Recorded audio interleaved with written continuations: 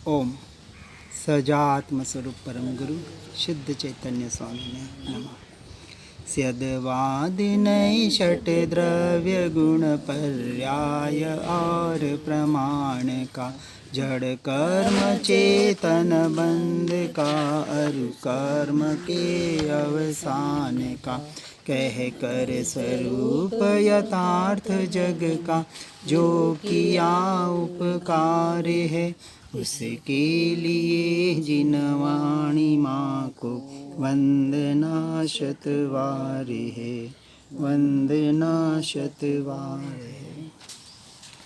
श्री प्रवचन सार जी के गेय तत्व प्रज्ञापन में गाथा 150 में हमने देखा कि पुद्गल से उत्पन्न होने वाले पुद्गल के परिणामों में जीव मैं मेरापना करके नए कर्मों का बंध करता है।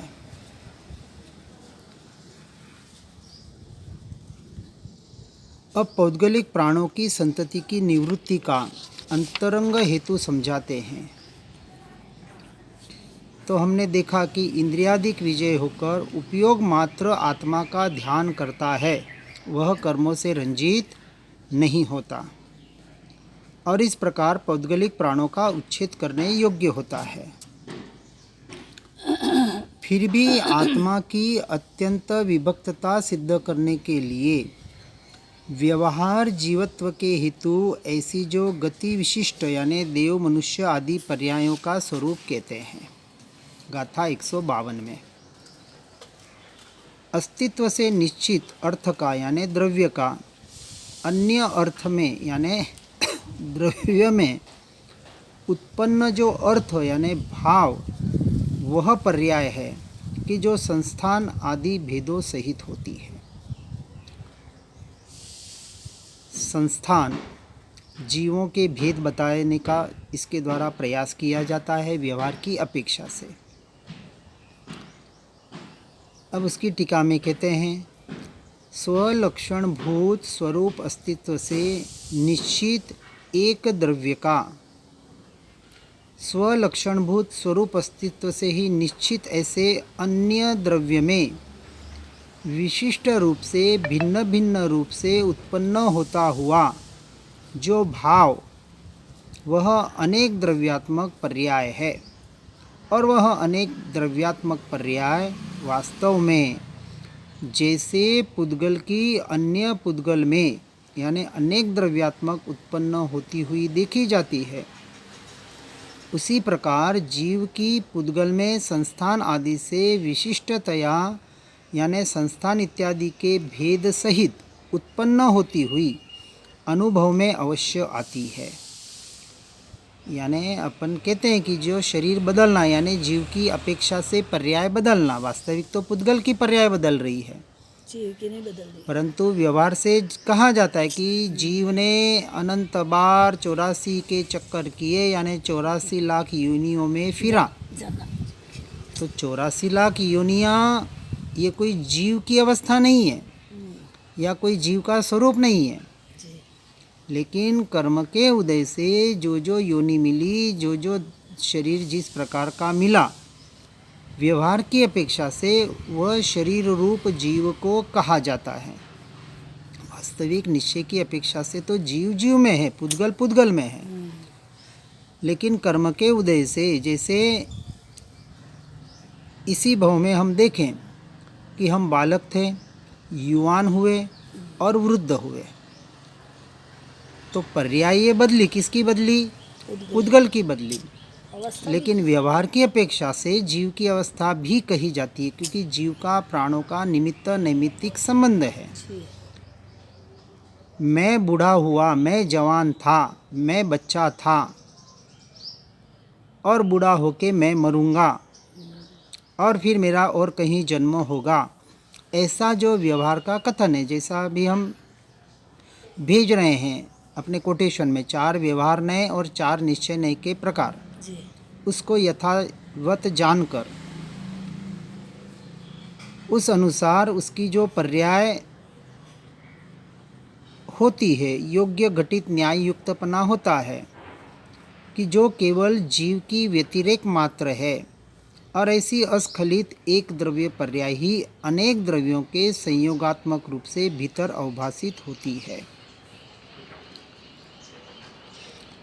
यानी ये जो सारा जीव का परिणमन हो रहा है, इसको पुद्गल की अपेक्षा से, व्यवहार की अपेक्षा से यहाँ बताने का प्रयास किया गया। उसको संस्थान आदि के भेद कहते हैं। अब पर्याय के भेद बतलाते हैं कि ये जो पर्याय है उसका भेद किस तरह से है। तो गाथा 153 में कह रहे हैं कि मनुष्य, नारक, तिर्यंच और देव ये नाम कर्म के उदय आदि के कारण जीवों की पर्याय हैं। 4 गति जो बताई, यह नाम कर्म के उदय आदि के कारण यह जीव की पर्याय, जो कि संस्थान आदि के द्वारा अन्य अन्य प्रकार की होती है। 4 गतियों में ये जीव भटक रहा है, ऐसा जो कहा जाता है। किसकी वजह से हो रहा है? तो नाम कर्म के उदय से, पुद्गल से विपाक के कारण अनेक द्रव्यों की यह संयोगात्मक अवस्था है। टीका में कह रहे हैं कि जैसे तुष की अग्नि और अंगार इत्यादि अग्नि की पर्याय चूरा और डली इत्यादि आकारों से अन्य अन्य प्रकार की होती है। यानी जो लकड़ियां हम जलाते हैं उसकी अग्नि, उसकी अंगार, फिर उसका चूरा, फिर उसकी डली, जो उसकी पर्याय बदल रही है, पर्याय बदलती है, वस्तु नहीं बदलती। उसी प्रकार जीव की नारक आदि पर्यायें संस्थान आदि के द्वारा अन्यान्य प्रकार की ही होती है, बदलती रहती है। अब आत्मा का अन्य द्रव्य के साथ संयुक्तपना होने पर भी, अब ये तो बताई पर्याय की पुद्गल की अपेक्षा से, अब कह रहे हैं कि आत्मा का, यानी जहाँ आत्मा शब्द है, अपने स्वयं को समझना है। अन्य द्रव्य के साथ संयुक्तपना होने पर भी अर्थ निश्चायक, यानी द्रव्य का निश्चय करने वाला जो अस्तित्व है, उस अस्तित्व को स्वपर विभाग के हेतु के रूप में समझाते हैं। यानी द्रव्य का निर्णय करने का साधन जो स्वरूप अस्तित्व है, वह स्वपर का भेद करने में साधनभूत है। इस प्रकार इस गाथा में बता रहे हैं, क्योंकि हमें द्रव्य का निर्णय करना है तो उसके लिए यह भेद समझना जरूरी है। तो गाथा 154 में कह रहे हैं, जो जीव उस पूर्वोक्त अस्तित्व निष्पन्न 3 प्रकार से जो कथित है, ऐसे भेदों वाले द्रव्य स्वभाव को जानता है, वह अन्य द्रव्य में मोह को प्राप्त नहीं होता। यानी जो इन भेदों को अब 3 प्रकार से कैसे वो आगे बताएंगे, जो जानता है और वहाँ से वे जैसा भेद करता है, ऐसे 3 स्वरूप को, यानी 3 के समूह के स्वरूप को। अब कौन से 3 समूह के स्वरूप? तो एक द्रव्य का स्वभाव, द्रव्य, गुण और पर्याय, ऐसे 3 भेदों वाला, तथा द्रव्य, उत्पाद और व्यय, ऐसे 3 भेदों वाला। कौन सा? द्रव्य, गुण, पर्याय और उत्पाद, व्यय, द्रव्य, ऐसे 3 भेदों वाला जो स्वरूप है, उसको जो यथार्थ रूप से जान लेता है, समझ लेता है, तो वह परद्रव्य प्रभावों से भेद ज्ञान करके अपने स्वरूप में स्थिर होने का पुरुषार्थ कर सकता है और अन्य द्रव्य में मोह को प्राप्त नहीं होता। उसकी टीका में बता रहे हैं कि जो द्रव्य को निश्चित करने वाला, यानी अपने द्रव्यों को, अपने स्वरूप को, अपने आत्मा को स्वलक्षणभूत स्वरूप अस्तित्व कहा गया है, वह वास्तव में द्रव्य का स्वभाव ही है। यानी द्रव्य का स्वयं का जो स्वभाव है, जो स्वलक्षणभूत अपने स्वरूप का अस्तित्व है, जो स्वभाव है। क्योंकि द्रव्य का स्वभाव अस्तित्व निष्पन्न, यानी अस्तित्व का बना हुआ है। अपना, हर द्रव्य का अपना स्वयं का होनापना है, और उसका होनापना किसी अन्य की अपेक्षा से नहीं है, स्व की अपेक्षा से है। उसको 3 भेद के द्वारा बताया। एक तो द्रव्य गुण पर्याय रूप से, तथा द्रव्य उत्पाद व्यय रूप से ऐसे 3 प्रकार से भेद भूमिका में आरूढ़ ऐसा यह द्रव्य स्वभाव ज्ञात होता हुआ परद्रव्य के प्रति मोह को दूर करके द्रव्य गुण पर्याय के स्वरूप को समझता है और द्रव्य उत्पाद व्यय को समझता है कि द्रव्य और गुण यह कैसे हैं, ध्रुव है, कभी भी बदलते नहीं हैं। और पर्याय कैसी है, उत्पाद और व्यय रूप है, निरंतर बदलने वाली है। यानी बदल कर भी जो ना बदले वो में और बदल कर भी न बदल कर भी बदले, 2 प्रकार से कहा कि न बदल कर ध्रुव तत्व फिर भी बदल रही है पर्याय, पर्याय बदलते हुए भी जो ना बदले वो ध्रुव तत्व। इस प्रकार से इस बात को जो समझ लेता है ऐसा यह द्रव्य स्वभाव ज्ञात होता हुआ, जिसको ये समझ लेता है कि परद्रव्य प्रभावों के कारण मैं नहीं हूँ और मेरी वजह से ये परद्रव्य प्रभाव नहीं हो रहे हैं। दोनों का निमित्त नैमित्तिक भले संबंध है, परंतु हर द्रव्य स्वतंत्र, हर गुण स्वतंत्र, हर पर्याय स्वतंत्र। ये स्वतंत्रता जिसके समझ में आ जाती है वह परद्रव्य के प्रति मोह को दूर करके, यानी बाहर के क्षोभक्षम ज्ञान से, शास्त्र स्वाध्याय के माध्यम से, गुरु के माध्यम से जो ये समझा कि ये मेरा नहीं, ये मैं नहीं, और ये मैं और मेरा, दोनों का भेद समझकर परद्रव्य प्रभावों से उपयोग हटाकर जब स्वद्रव्य में एकत्व करता है और ऐसे मोह को दूर करके स्व पर के विभाग का हेतु होता है। इसलिए स्वरूप अस्तित्व ही स्व पर के विभाग को सिद्धि के लिए पद पद पर अवधारणा यानी लक्ष्य में लेना चाहिए। स्वरूप और पररूप, स्वभाव और विभाव, स्वपर प्रकाशक होते हुए भी, परद्रव्य जानने में आते हुए भी वास्तविक निश्चय से निरंतर अपने स्वरूप और स्वभाव को ही जान रहा है, अपने स्वरूप में ही स्थित है। इस प्रकार से जो अपने स्वरूप को, स्वभाव को ग्रहण करता है और स्वरूप और स्वभाव के ग्रहणता के आधार पर परद्रव्य प्रभावों से अपने आप छूट जाता है। अब वहाँ उसको छोड़ना नहीं पड़ रहा है, वहाँ उपयोगी नहीं है। परद्रव्य प्रभावों पर अंश मात्र भी उपयोग नहीं है जब वो अपने स्वभाव में है। ऐसी स्वभाव की स्थिरता का हमें निरंतर प्रयास और पुरुषार्थ करना है। अब इसको जो अवधारणा बताई है उसको यहाँ बताने का प्रयास कर रहे हैं कि एक चेतनत्व का अन्वय जिसका लक्षण है, ऐसा जो द्रव्य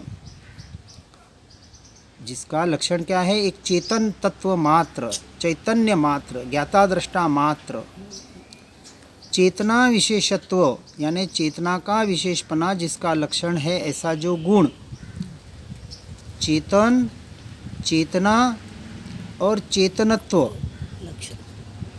या अपेक्षा से कहें चेतन, चैतन्य और चेतना, द्रव्य, गुण और पर्याय।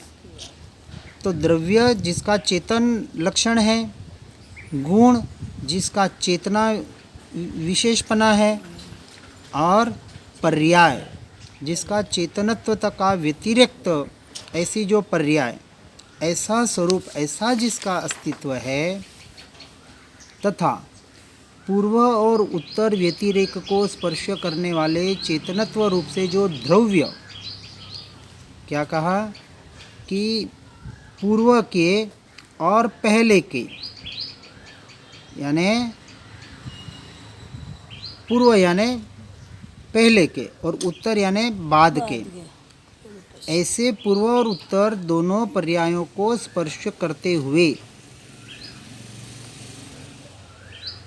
जो अपेक्षा से द्रव्य है, ध्रुव है, अपनी जगह ही टिका हुआ है, वहाँ से हिला नहीं है, बाद की अर्थात वर्तमान पर्याय की अपेक्षा से उत्पाद है और पहले की अपेक्षा से व्यय है।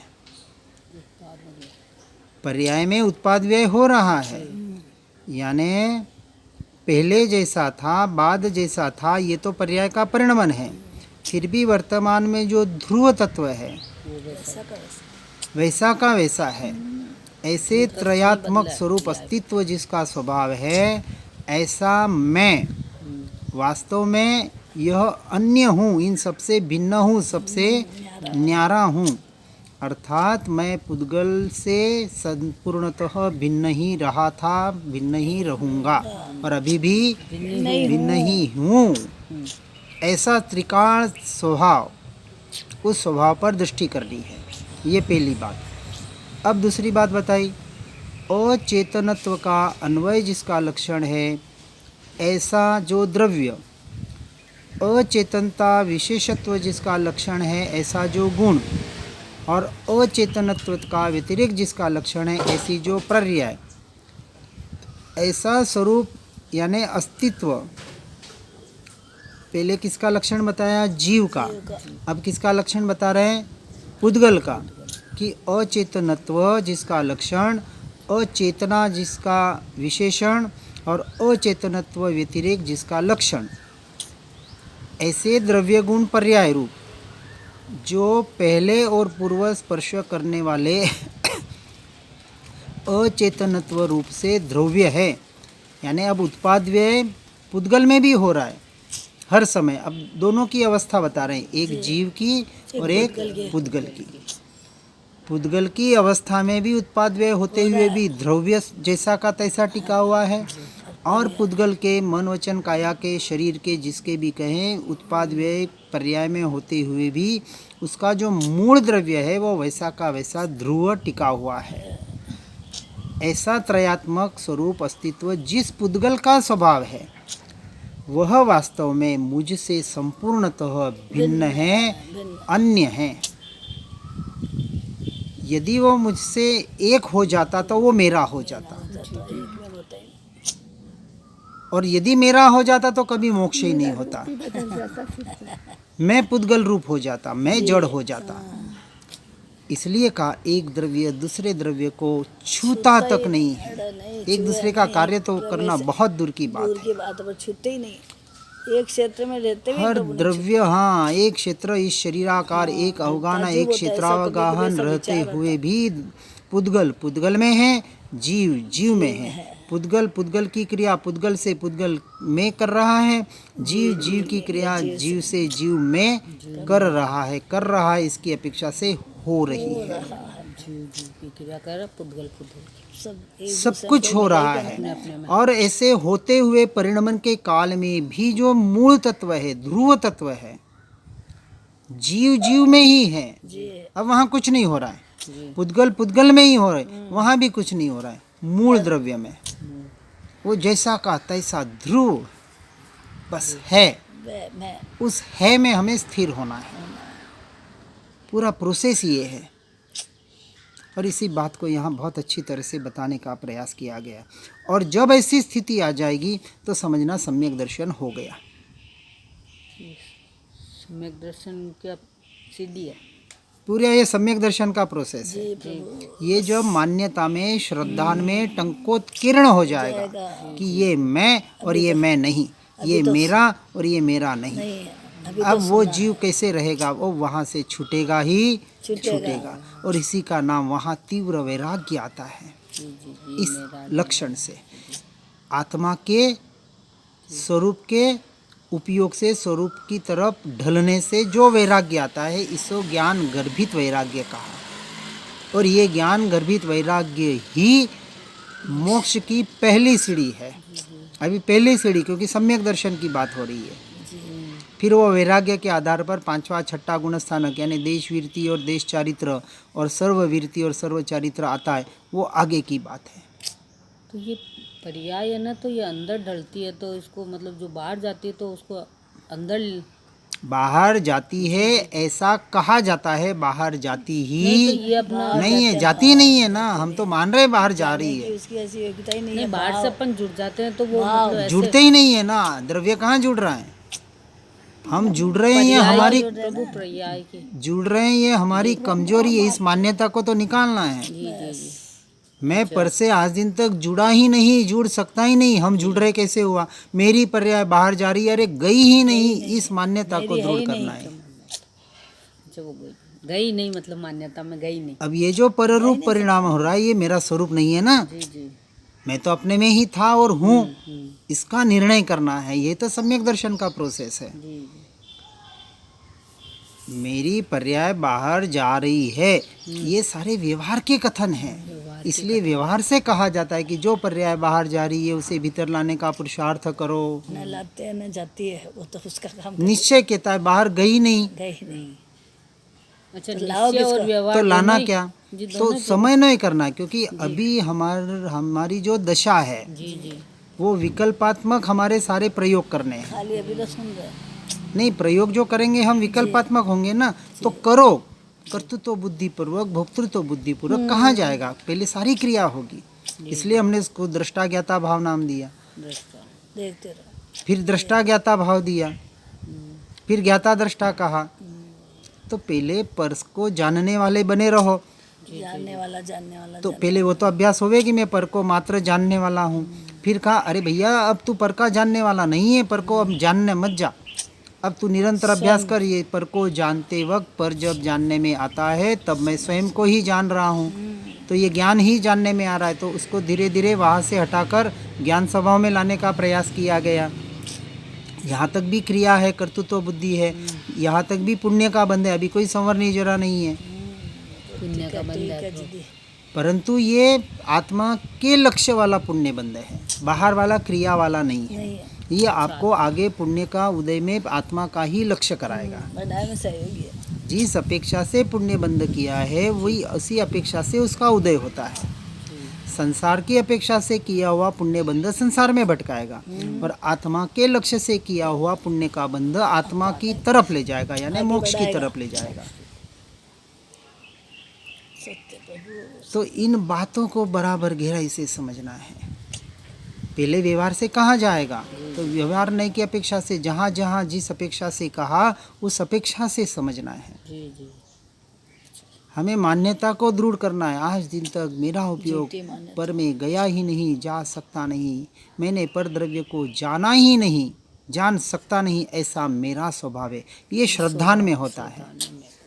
अब व्यवहार से कहा, फिर भी जा रहा है, मोह राग देश रूप परिणमित हो रहा है, हम जीवों को देख रहे हैं। जी। तो ऐसे जीवों को प्रारंभिक में उपदेश दिया जाता है कि भैया परद्रव्य में बाहर उपयोग जा रहा है, इसको भीतर में ला। अब जैसे वो भीतर में लाने लग जाता है, कहता है अब मेरा भीतर में आ रहा है उपयोग, मैं ज्ञाता दृष्टा रह पा रहा हूँ। तो कहा अब किसका ज्ञाता दृष्टा है? परद्रव्य प्रभावों का नहीं है। परद्रव्य प्रभाव जानने में आ रहे हैं, ये भी व्यवहार का कथन है। जी। वास्तविक तो स्वद्रव्य स्वभाव ही जानने में आ रहा है। तो तू स्वरूप की तरफ दृष्टि कर। तो निरंतर जब ज्ञान स्वभाव की तरफ दृष्टि करता है, ज्ञान स्वभाव में एकत्व करने का प्रयास और पुरुषार्थ करता है। अब ये पुरुषार्थ भी तो पर्याय है, वीर्य गुण की पर्याय है। वाह। तो पुरुषार्थ करो, ये भी उपदेश अपेक्षा से पर्याय की दृष्टि से है। वहाँ भी कर्तृत्व बुद्धि है, वहाँ से भी छूटना है। तो एक बार विकल्पों का भावमन का सहारा लेके वहाँ तक पहुँचे। अब हम यहाँ से कहीं हमको जाना है, तो यहाँ से किसी साधन का सहारा लिया, तो साधन में बैठे तो नहीं रहेंगे ना, नहीं। छोड़ना पड़ेगा। साधन से छूटना पड़ेगा। और छूटना और छोड़ना भी क्या, आप अपने आप वहाँ से उतरेंगे, अपना कार्य करेंगे, अपने आप छूट जाएगा। वो ना तो अपने को सीढ़ियों पर आगे बढ़े तो नीचे की सीढ़ी छोड़ूं, छूटेगी, क्या होगा उसका विचार थोड़ी करते हैं। छूटते जाए। आगे बढ़ते जाओ, पीछे का छूटना ही चाहिए। अब हम चाहते हैं कि पीछे का छूटे नहीं और हम आगे बढ़े। भाई गाड़ी में बैठे हैं, ट्रेन ट्रेन पकड़नी है, टैक्सी से गए, रिक्शा से गए, अब कहते नहीं भाई ये रिक्शा मेरी उपकारी है, इसको तो नहीं छोड़ूंगा मैं, अब उसको पकड़े रहो। कुछ काम हो तो ट्रेन सामने से निकल जाएगी, देखते रह जाए। तो आप देखते रह जाएंगे। और यही काम अनादि से हम कर रहे हैं। जी प्रभु। यही यहाँ भेद बताने का प्रयास कर रहे हैं कि जब तक स्वपर का भेद सही तरीके से व्यवहार की अपेक्षा से निश्चय की इसलिए जो नहीं बताए, इसको समझना जरूरी है कि किस अपेक्षा से कहाँ क्या कहा जा रहा है। जी बस अपेक्षा ही तो प्रभु समझ में नहीं आती है। इसलिए व्यवहार नहीं के चार भेद, निश्चय नहीं के चार भेद, बहुत शॉर्ट में, ये जो हमने ग्रुप में अभी भेज रहे हैं कोटेशन में, बराबर उसको शॉर्ट में समझना है, फिर उसको विस्तार से शास्त्रों से समझो, जिसको ज़्यादा रुचि है। और जिसको समझ में आ जाए उसको फिर कुछ नहीं समझना है, उसको तो अपने स्वरूप में लीनता का अभ्यास करना है, निश्चय यही तो है व्यवहार में। काम तो वही करना है।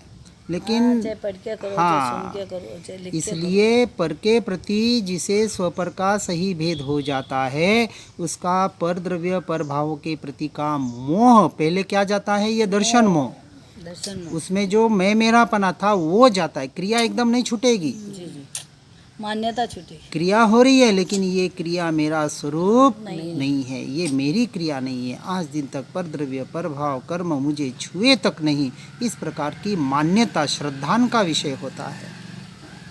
और जब श्रद्धान का विषय होता है तो क्रिया धीरे धीरे इस श्रद्धान के बल पर छूटती जाती है।